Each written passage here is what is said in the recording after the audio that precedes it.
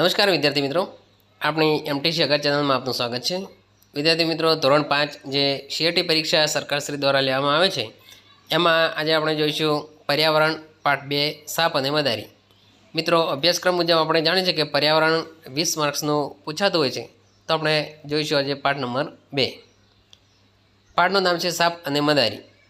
પ્રશ્ન 1, સાપને નચાવવા માટે મદારી કયું વાદ્ય વગાડે છે? જવાબ આવશે સી, બીન વગાડે છે। મિત્રો, એ સામે કૌંસમાં કોષ્ટકમાં જવાબ પણ આપેલા છે।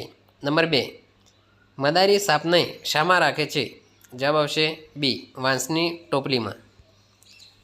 નંબર 3, સર્કસમાં નીચેનામાંથી કયા પ્રાણીને પાંજરામાં રાખવામાં આવે છે? જવાબ આવશે ડી, વાઘને।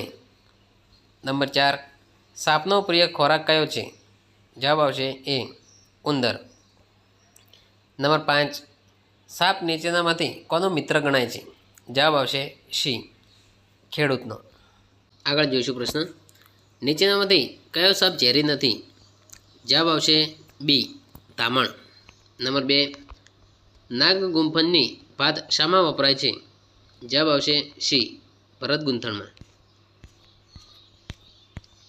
આગળ પ્રશ્ન, ઊન મેળવવા માટે કયા પ્રાણીને પાળવામાં આવે છે?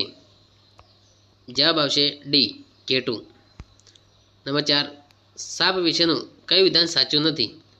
તેમાં જવાબ આવશે ડી, સાપ બિનનો મધુર અવાજ સાંભળી શકે છે। તો મિત્રો, આ વિધાન સાચું નથી, એટલે જવાબ આવશે ડી। તો આ પાઠ નંબર 2। આગળના વિડીયોમાં જઈશું પાઠ નંબર 3। Thank you.